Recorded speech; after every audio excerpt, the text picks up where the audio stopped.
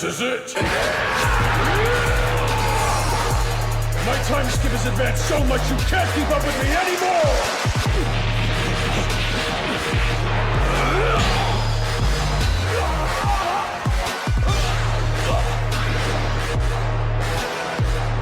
I am not about to give up!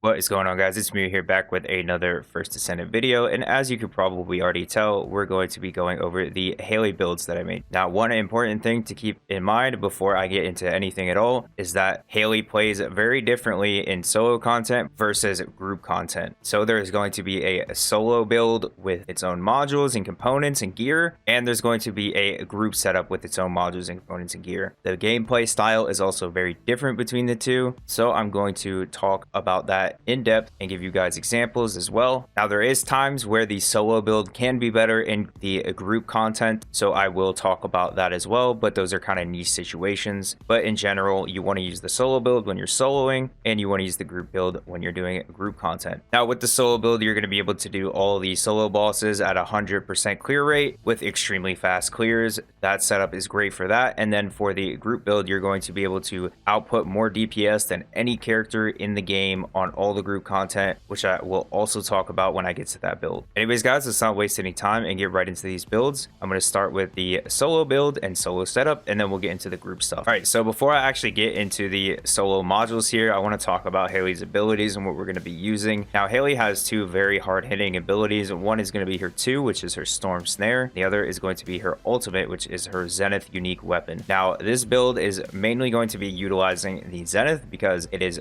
very strong, and because this is solo content, you aren't really going to ever need to use Storm Snare. Everything's pretty much going to die once you have an optimal setup without using this. The only thing you will need to use is your ultimate, again, which is the Zenith. However, we do have this available as a backup in the case that we can't consistently clear a boss. As you saw in that Swamp Barker kill, I actually used the Storm Snare before I use my ultimate. That is because I actually don't have a great reactor for this character right now, so I'm missing out on a lot of damage. But once you actually have an optimal reactor, and if you go with the build that I'm going to share with you here, you will not need Storm Snare for any of the solo bosses. But essentially what this ability does is it charges up a shot, and then it's going to fire a laser and hit the boss really hard. It does have a range on it, so you have to be kind of close to the boss. That is a bit off-putting because you want to try to stay away from the boss as much as possible, because if you do, you will benefit from Hailey's passive, which gives her extra weak point damage when you are far away. It's going to give you 50% if you are 25 meters or more away from the boss. So you want to try to stay away as much as possible. Using her ultimate, we are able to do that. It has pretty much infinite range. It works just the same as if you were using a sniper.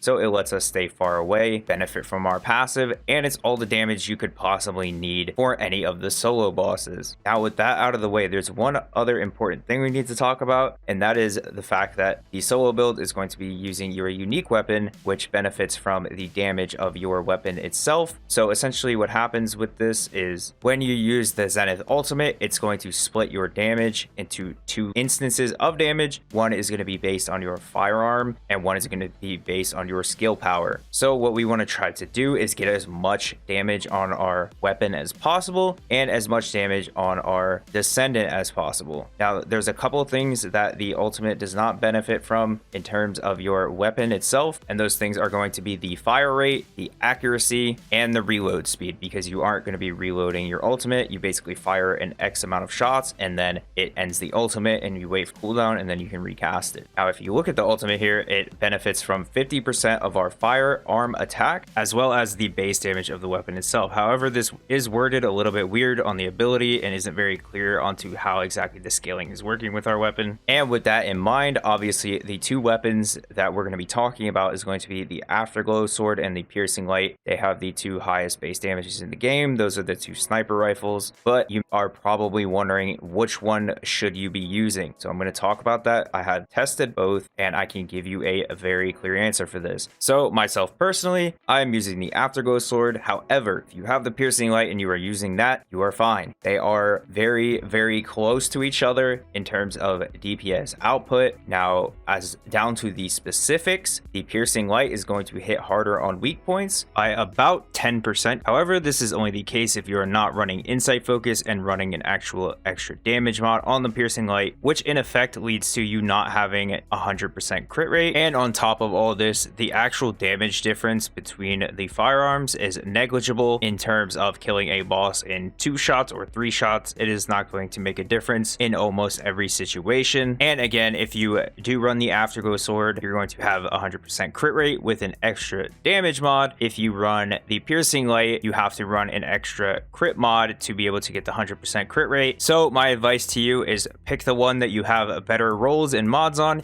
If you have really good rolls and mods on both, pick the one that you have a better reactor for. It will not make a difference, I promise you. A lot of people are saying piercing light because of the base damage, but if you actually test the weapons, there's not a big difference. That is because the vast majority of the damage is again coming from the skill power, and because of the crit damage bonus on the Afterglow, it ends up being identical. Now you may be wondering what I mean by 100% crit rate and how do we even get that in the first place on either of these weapons? Well, that is due to the Cold Fury buff, which I will show you guys now. Now what Cold Fury does essentially is it gives us a stacking firearm crit buff and a stacking skill crit buff, as well as increased firearm penetration. However, it is going to make us move slower, and if you grapple or try to dodge roll, you will lose 3 stacks. So something to keep in mind. You are pretty immobilized while doing this, but you can still move around. This is going to scale with our firearm, and with just the crit roll on my Afterglow Sword here, when I have full stacks on this buff, I have a 99.6% crit rate on the Afterglow Sword. However, on the piercing light, you aren't going to have 100%. So if you want to get 100%, you're going to have to slot something like insight focus, which then makes you drop a mod. Now, as for rolls on the weapon itself, what you're going to want to look for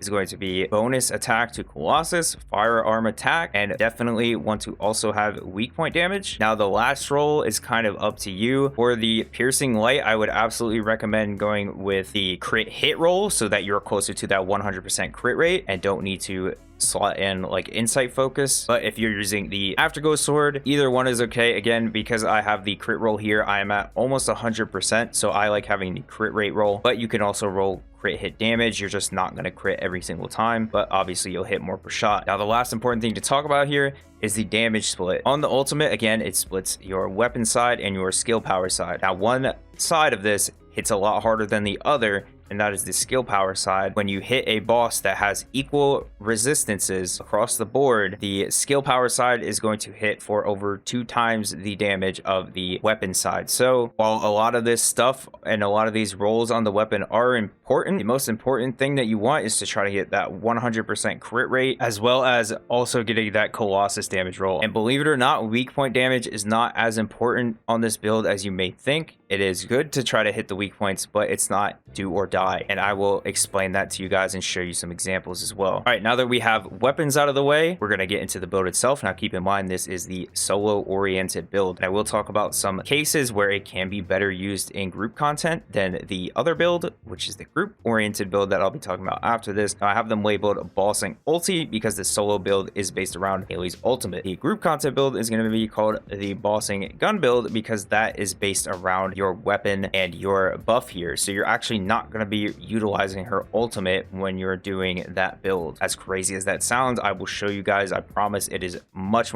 better for most of the group content in this game. All right, so let's quickly get into these mods here. First, we're going to be starting off with max HP. This is so that you can actually do solo content and take some hits without dying. This will also be enough to get you through most of the group content as well without dying when paired with our Spear and Shield. Now, I don't have this enhanced right now, and that is because I need to recatalyze again if I want to do that. You don't need to enhance this if you don't want to. It's just going to give you bonus defense if you want that, but you actually get the entirety of the skill power from this mod just from the level 0 version of it. Now, leading from this, let's talk about skill power versus skill power modifier. The 2 abilities we're going to be using have very high skill power modifiers, which is the percentage on the right side. For this we have 8,902 and 4,533, and for this we have 3,627. So we want skill power. Skill power modifier is going to do just about nothing for us because skill power modifier is additive to the right side of this equation here, while skill power is multiplicative to the left side. So because our multiplier on the right is already so high,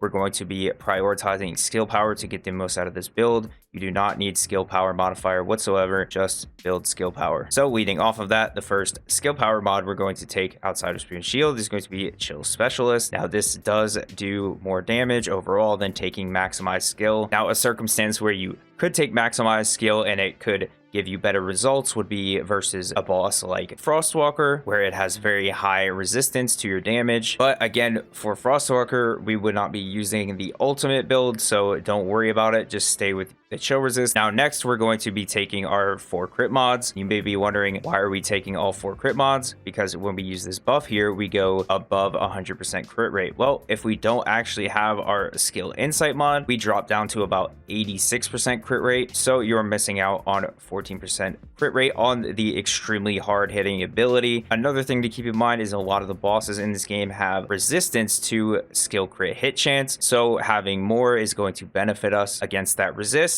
So we want to make sure we have all 4 crit mods so that we have that baseline crit. So we have our 4 crit mods there. Now our final damage modules are going to be Glacial Syncytium. I think that's how you say that. And that is because it gives us the 10% skill power. Now that doesn't sound like a lot, but it actually is because of how high our modifiers are again. So this is very good to take on Hailey. And of course, Dangerous Ambush. This is going to give us that extra skill power when a boss is not targeting us, which it won't get a chance to because you usually stagger it anyways before it can. And when the boss goes down, you'll have the bonus of 50% skill power instead of 25%. And our last mod here is just MP conversion. This is in the case that the boss doesn't actually die from your ultimate, which the only case I've ever had that happen is Swamp Walker. And again, that is because my reactor is pretty scuffed right now. Once I get my reactor fixed, Swamp Walker is going to die 100% of the time guaranteed, regardless of the RNG on my crits. But you can also utilize this if you want to use this setup in group content because it still is very strong for most of the group content. But if you don't want to use that, you can simply swap this to maximize conservation.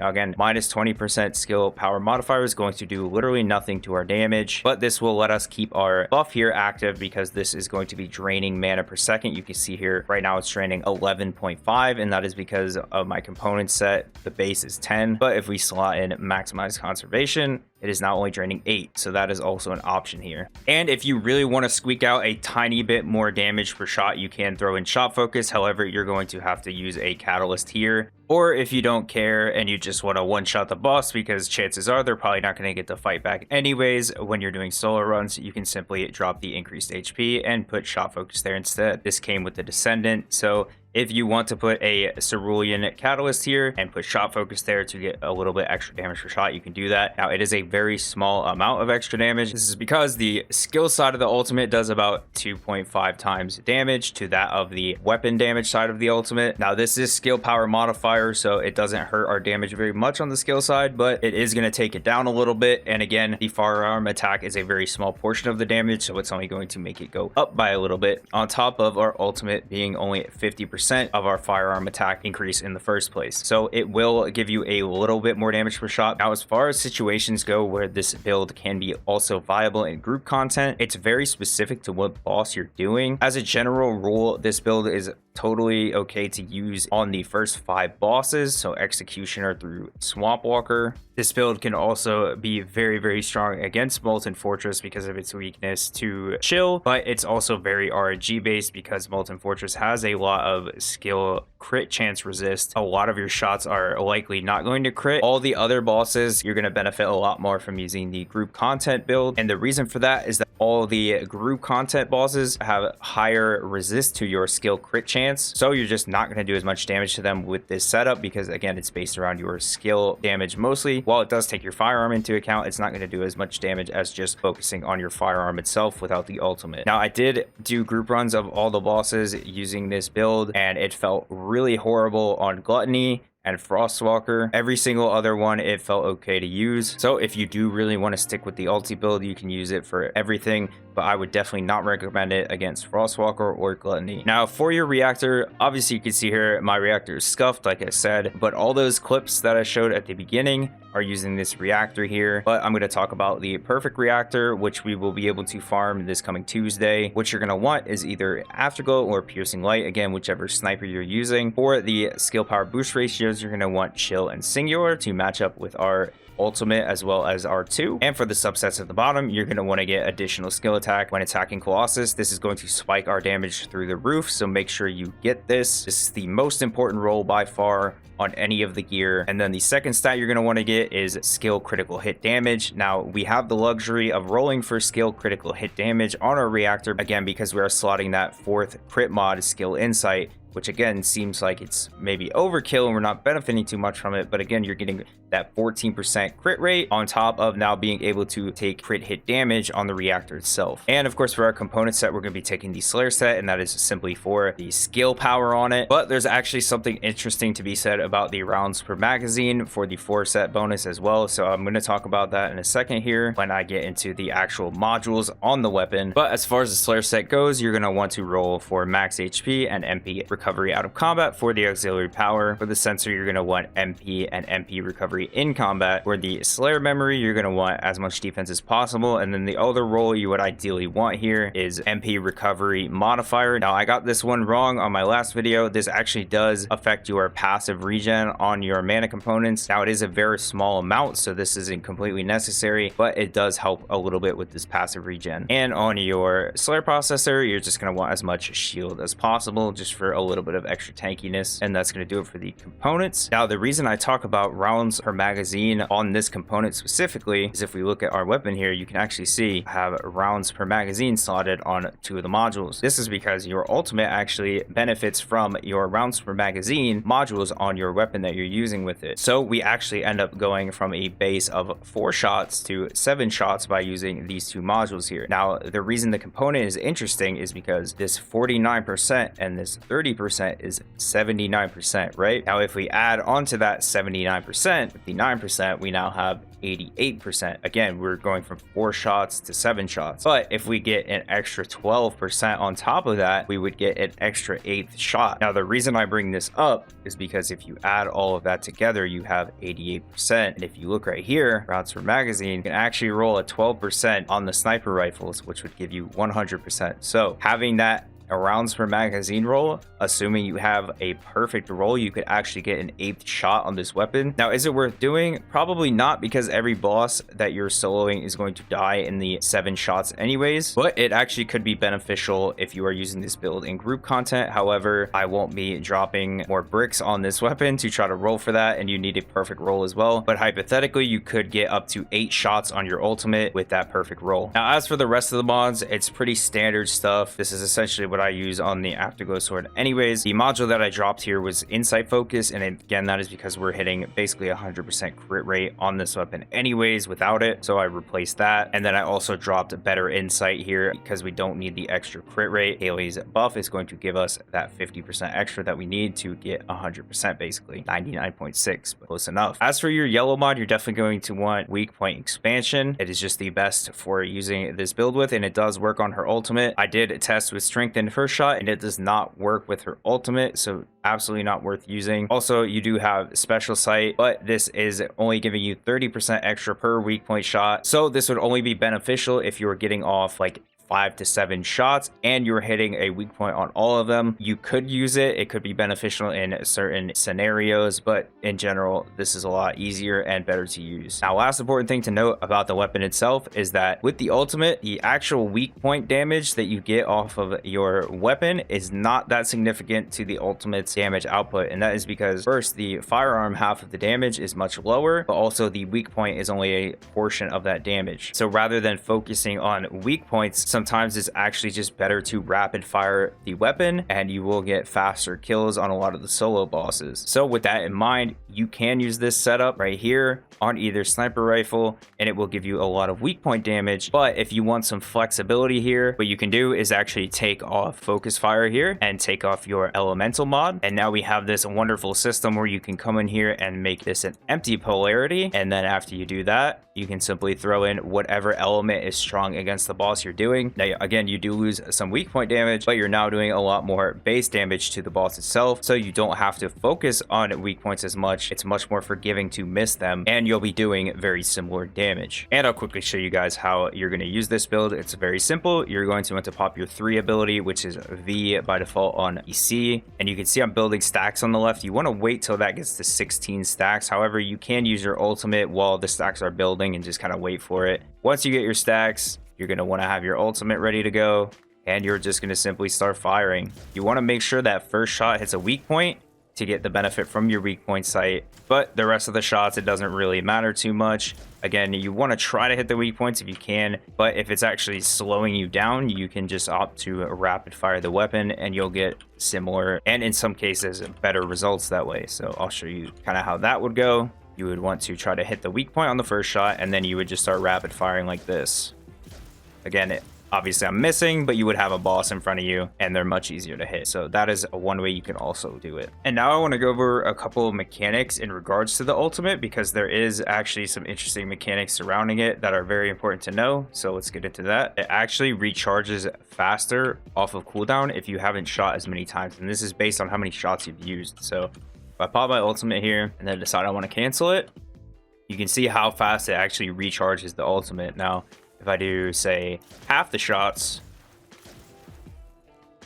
now we're on a 30-second cooldown here, but you can see it's charging much faster than 30 seconds. It looks like it's probably about 15. So just something to keep in mind if you need to cancel the ult early and reposition, this can help a lot. And again, if you are running the cooldown mod, that will also help with this as well. And another important thing to note about Hailey's ultimate is that it actually flings you backwards each time you shoot. So with that in mind, you can't actually get vantage points on pillars and stuff like that in boss fights, because you are simply going to shoot yourself off the edge and your ultimate is then going to go on cooldown. And another pretty cool thing with her ultimate, and a reason why you don't really need maximize conservation for the extra mana, which is why I typically just go with the cooldown, but you can also use it, is because if you hit weak points with her ultimate, you actually get 15% of your mana back. You can see my mana bar just going right back up. And the last thing surrounding her ultimate for mechanics that I'll talk about here is if you are out of ammo, you actually can still use her ultimate just fine. So if you want to use her ultimate and you don't end up killing the boss, you could switch to a different weapon and then use that and then swap back. And here's a couple clips real quick just from the intro video, just so I can kind of show you guys. So this is an example of basically opting to just rapid fire the weapon and not worry about the weak points too much. And this is another example of doing this on the Swamp Walker, and he still goes down without a problem. And here's an example of focusing more on the weak points themselves. Sometimes this can be beneficial, sometimes it's actually going to slow you down. It just depends on the situation, but both ways are going to work just fine and clear all the bosses for solo play. All right, so now we've gone over the solo build, and again, this is still good in most group content. However, I would definitely not recommend it for Frostwalker or Gluttony, and in general for most of the later bosses in the game. I've just found that the group build is much better to use, much more consistent, especially in pugs where you don't really know what's going to happen or who's going to be on your team. So now we're going to get into that build. Now this build is actually very simple, and it's going to just be based around our buff here. Now again, this buff gives us a ton of crit rate, and what we're really focused on here is the firearm crit rate. And currently I'm using the Enduring Legacy, and you can see I have 30% crit rate. If I pop this buff here and just start letting it stack, you can watch as the crit rate goes up, and you can also see that my firearm crit hit damage went up. So this is why this build is so strong. We now have an Enduring Legacy with 92% crit rate and an 8.2% crit hit damage multiplier. I think you guys kind of understand where this is going, but against a lot of the group bosses who have a resistance to a lot of your skill damage or your skill crit rate, this is going to output a lot more damage. Now this build would basically be good with any weapon that has a good crit hit chance as well as high crit hit damage, but I've generally been using it with the Enduring Legacy and the Greg's Reverse Fate. Now interestingly enough, I've actually had better results using it with Greg's because the passive on this weapon is so strong, but I would definitely recommend either of these weapons. They're both fantastic for this build itself, and that is how I ended up doing 87 million damage to Gluttony in 2.5 minutes on this character, and that was with no buffs from an Enzo, Yujin, or Luna, or anything like that as well. And just as a reminder, this ability does slow us down, but it's going to keep us buffed. And if we deactivate it, we're going to lose our stacks. So essentially what we want here is to get mana efficiency so that we can keep this buff running and build as much tankiness as possible and firearm damage on top of that, because we are now relying on our firearm rather than on our skill damage on top of this buff here. And then on top of all that, we just want to be tanky for the later bosses in the game who are going to hit you harder, and this build will actually let you tank a hit or two from Gluttony. So I'm quickly just going to go over the options to make yourself as tanky as possible. We're going to be taking increased HP, increased defense, stim accelerant. Now you are going to get minus 15 MP on this, but it's totally fine. You could also use the one that takes your shield away, but I've had 0 mana problems with this because Hailey actually has quite a lot of mana, and because we're going to have so much skill cost efficiency that this mod is perfectly fine to run. So that's going to give you lots of HP on top of the defense here. And then we're also just going to use this spot here as a flex for whatever type of immunity we need for the boss. So for Gluttony, obviously you would take anti-freeze solution. You just want to match this to the type of boss that you're fighting and you're good to go there. And then our last mod is going to be auto immunity. Now I can't max this out right now because I have not catalyzed this slot yet, but if you catalyze this slot here, you'll see that it rolls over to this build as well. So you can catalyze this and max out auto immunity. This is going to give you flat damage reduction after your resistances have applied.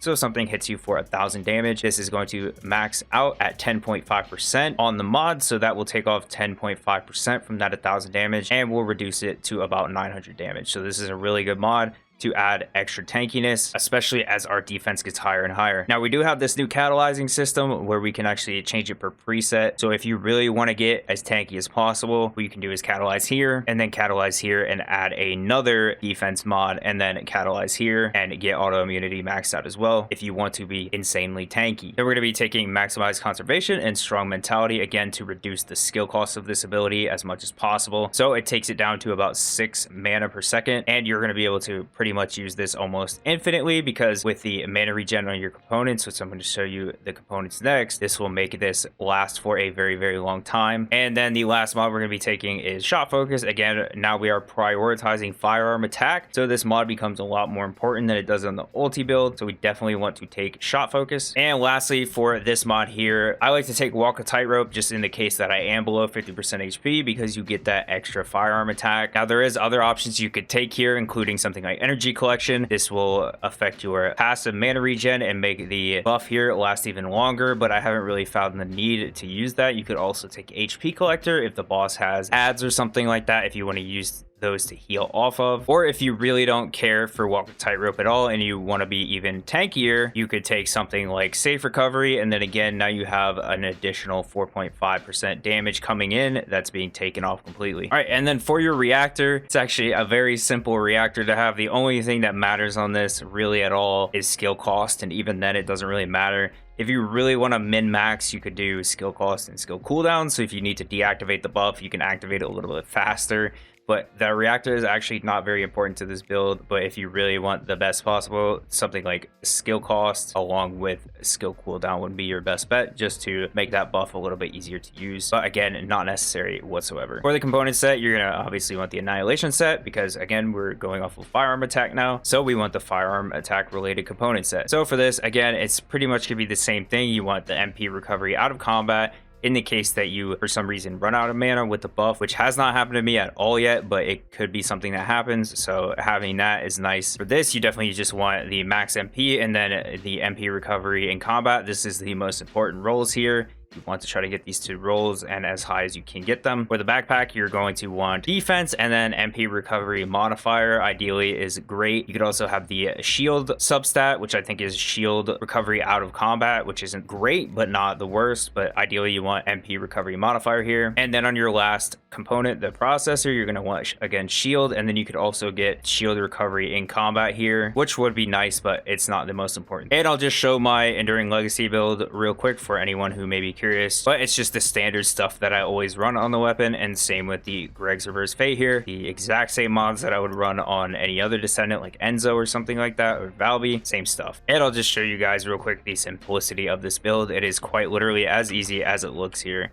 Now my HP is only 12k, and that's because I'm level 12 right now. I'm actually in the process of re-leveling Hailey right now because I am going to end up maxing our Catalyst, but I wanted to get this build guide out to you guys. But essentially, you're going to pop the buff here, and you're just going to start shooting. And you'll see here in a sec, my crit rate is almost 100%, and I do quite a lot of damage. And you can see, even in combat, my mana is basically not going down at all. It's almost 100% uptime.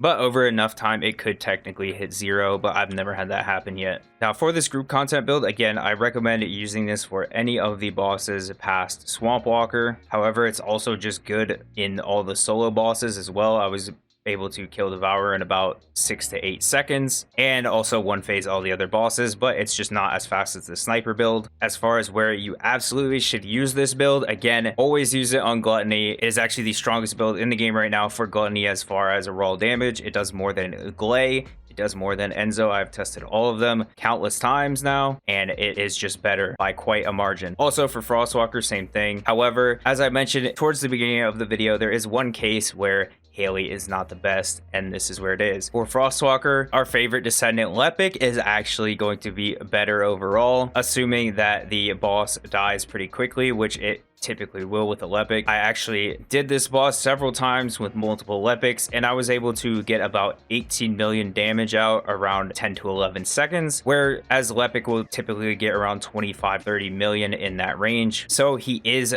better for Frostwalker, assuming that it dies very fast. This is the only scenario where any other Descendant is going to be better than Hailey on a boss, and it is very marginal, especially for a boss that is pretty much one phased every time now. Anyways, guys, that is going to do it for this one. Thank you guys so much for watching. I know this one was a little bit long. I apologize for that, but I wanted to make sure I got all the information that I could in this video possible because she is so new. And I do want to thank my stream chat yesterday for sticking with me through all the testing and stuff, and also making certain suggestions of things to test. You guys are awesome, so thank you so much for doing that. Thank you so much to my supporters on Patreon, as well as my Twitch subscribers. You guys are awesome. I really appreciate you guys. Also, thank you guys so much who are supporting me through the Nexon Creator Program. It means a lot. I'll leave links to all that stuff in the description of the video. If you aren't subscribed yet and you did enjoy this video, please do consider subscribing. It would mean a lot to me, and I really appreciate it. But if not, no worries there. Next guide will be out this weekend, and that is going to be some updates to the bunny build, as well as an additional new build on top of that. So stay tuned for that. Anyways, thank you guys so much for watching, and I will catch you in the next one.